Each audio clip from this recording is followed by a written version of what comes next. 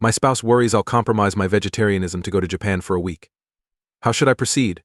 Original post: my boyfriend is disappointed I compromised my vegetarianism in Japan for a week. 34F has been vegetarian for 4 years. He likes meat, my 34-year-old companion.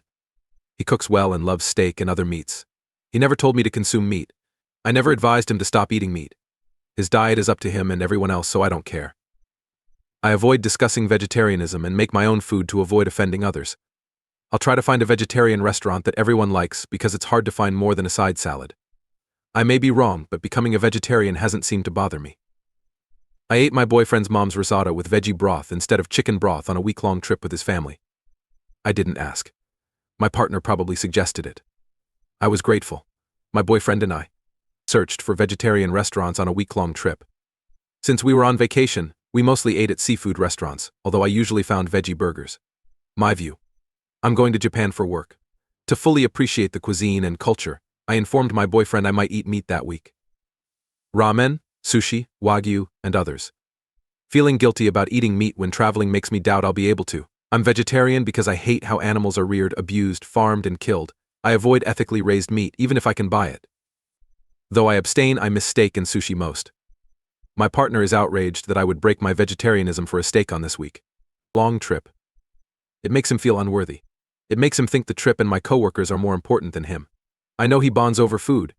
He enjoys cooking for others, but he has never cooked me a steak and we have never had steak together. I eat whatever's presented in steakhouses even though we've been there. It's not like splitting a steak. He added that it seems pointless that his mother made the risotto without chicken broth, that she looked for restaurants where I could eat something other than salad, that he cooks stir-fries or other dishes and leaves the meat separate on the flat-top grill until I serve myself the vegetables, and that I can't enjoy the best shrimp he's ever had on our vacation. He cried because we couldn't share a steak. I know thinking about eating meat on the trip would make him feel terrible, but I haven't suggested a steak. I regret making him feel this way and devaluing him. Sorry for making him feel this way. I assured him he's not unworthy. I worry that eating a steak at home with him may start a downward spiral, as this trip is likely to happen once in a lifetime. I told him I would stay vegetarian. How can I avoid this? Editing to add: I listened, apologized for making him feel bad, and validated him when he told me. I understand why he's furious, and I should have weighed the consequences before saying I might eat meat on the trip. During the conversation, I thanked him for sharing his sentiments and telling me how important it was to him. So I offered to buy him steak. Since steak with him isn't vegetarian, I told him I don't want it to become a habit since I want to stay vegetarian. I know he likes dining with me. It's important to me. However, I was unaware that he wanted to split a steak with me. I always say how good the meat looks and smells when he cooks it, and he said, "I wish you could taste this once." His comment probably meant he wanted to join me for a steak. He didn't ask whether I want steak tonight. Will you eat meat with me or for me? That debate would be different if I had told him no to those questions and then said I was considering eating meat in Japan. I haven't rejected him. But I hadn't suggested steak until this conversation. I had no idea he needed this item so much. We eat a lot of meat and have many meals together, so I figured he was happy here. We never went to a vegetarian restaurant. Limited vegetarianism is my goal. It's not my wish. I bring meals to his house and order a kid's grilled cheese or side salad in restaurants without vegetarian options. I don't care. I understand his guilt. This piece isn't about that. I just want the greatest option. I didn't think much before informing him I was considering eating meat on that trip. He might feel betrayed, or I might feel, but I didn't consider that. Eating meat would make me feel guilty and uncomfortable. If I eat meat on that trip, I'll need to gradually add it to my diet before we go to Japan or enjoy a steak. I know about it. Given my anxiety about eating, I think I should avoid meat while abroad. After learning my spouse wants to go out to eat steak with me, I need to figure out how to suggest it, even if I volunteer. I appreciate all comments. Events are updated here. This is time-consuming. 5 days before I left for Japan, he told me he couldn't do it anymore after several huge arguments in the 2 weeks before.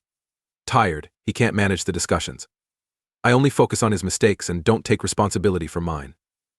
I don't discuss my weaknesses. I don't say enough about my insecurities and how my poor communication skills cause fights. Some context for the arguments. First argument. On Sunday, we discussed my feelings. I told him I was lonely because he saw my depression. When asked how I was feeling, I said I was conflicted about work, family, and friend difficulties. We talked about various things instead than loneliness. He became detached and solved problems. I went through that process with him first since he seemed eager to find out, even though I didn't need it. Several things in the talk upset me. He said he didn't think I felt that way. Second, no empathy. He asked about my feelings. Badly told him. I said that his questions regarding my sentiments discourage me. Not for the first time, he says. I don't think you feel that way sometimes, he says.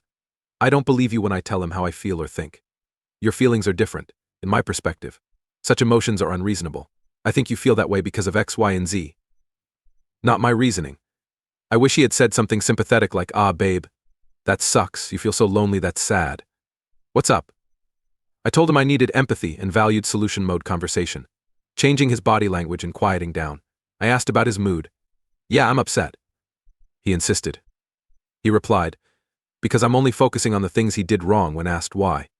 I only pointed out his flaws, but he handled everything else correctly and tried to control the situation. He did other things right. I reminded him.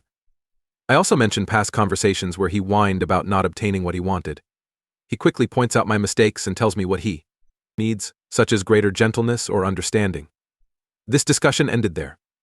A week or two later, I brought it up again, and he apologized for his terrible handling. He told me he and his friend Aaron were going to a horror movie. Occasionally, I'm fine with them viewing movies together. It made me anxious because, other from saying we should go to our favorite brunch location virtually every weekend or hanging out at home, he doesn't seem eager to make arrangements with me or try to do so. In any situation. I fell silent and cried. Since I know it's an insecurity, I was trying to figure out how I felt and whether to talk about it or keep it to myself. I felt comfortable discussing what was wrong when he asked. Sharing this with him made me feel insecure. He called my feelings irrational. I shouldn't feel that way because he never did anything to provoke it. I explained my identity and purpose. I'm insecure because I want him to say he likes scary movies. I probably wouldn't have felt that way if our connection was good. This slightly tipped the scales because I had been feeling undervalued. He gave various reasons why I shouldn't feel this way and insisted it's illogical. He finally said. Okay, when he asked whether I was injured, I said yes, I believe I do. He then wanted to say anything. He instantly explained why I shouldn't feel that way and why it's illogical. He has never done anything to make me feel this way. That went against what I thought we had discussed when he said he understood my feelings, so I was furious. He became irritated when I told him I felt heard since I was disturbing him again. He complained that I wasn't sensitive enough. After that, I tried to explain why his reactions to me were disturbing, but he kept insisting on the same issues. This was never resolved. Argument 3. I left for Japan on Friday night. My flight was approximately 7. That day, he would drive an hour to spend the weekend with his best friend. After I told them I wouldn't work that day to prepare for the trip, we agreed to hang together but never verified times or arrangements. We spoke weeks earlier. After supper, I asked him what time he was leaving Friday to go to his friends. It was an honest question without feelings. I'm not sure what I expected, but he responded between 3 and 5 p.m. When he said 3:05, I felt bad since I had hoped he would spend that time with me before my flight, possibly even take me to the airport. Never told him this. No discussion yet. However, I told him I felt ignored and hoped he would have considered me. I should have told him I wanted to hang out before my flight, instead of claiming I felt unconsidered. However, telling him that would have disrupted his friend time and plans, so I'm not sure I would have felt comfortable. How he would have reacted is beyond me. Maybe not. He became agitated. He immediately changed his body language when I explained why I felt ignored. Smirking, he pushed back in his chair and interrupted me. I got angry and told him not to interrupt me while I was expressing how I felt, knowing he would get defensive. His interruption and change in manner irritated me. I vowed not again. Not now. Make sure you can speak up and defend yourself. He was much angrier that I wouldn't let him interrupt since I believed he'd get defensive. He stated that he thought about me, that his desire to leave between 3 and 5 was not fixed in stone, and that this heated fight would not have occurred if I had let him interrupt. He said my sentiments were inappropriate since they were based on a lie. I assumed he didn't care about me and would leave between 3 and 5. He said the time limit was arbitrary. Everything was up to him as he and his partner hadn't planned dinner. I grasped his perspective, thanked him for clarifying it, and apologized for assuming he didn't consider me. But he was upset. Nah, with me. He then explained why my actions were wrong. It was unacceptable that 1. I believed he ignored me 2. 3. I noticed his body language 4. I said I wish you had considered me. I anticipated his defense. I try not to say I wish you would with him since it makes him feel bad. I failed this time. I explained that my ideas were based on the facts I had at the time, and even if they were wrong, I could convey my feelings to him first. He can then correct me. These plans aren't concrete. I'm sorry you felt ignored. Plans are flexible. I apologize for assuming that, and I may say, okay, I want to stay till I leave for the airport. That failed him. He said none of this would have happened if I had let him interrupt. At the end, I apologized 3 times and repeated his point. Same thing happened in the summer with roles flipped. He got furious after making a mistake, so I interrupted to correct him. He told me to listen to him before giving the proper information, because his feelings are still his. I agreed it's hard. I used the discussion to argue that I should be able to tell him my feelings before he interferes. He wanted to interrupt me despite my mistake. He got angry because I changed my mind so quickly. I said, okay, I understand, that works for me, and apologized for assuming he didn't care about me. He said he goes crazy when this happens. When I feel bad about something, I respond, okay, I understand, and agree with him. Because it matters to me, he said I'm gaslighting him.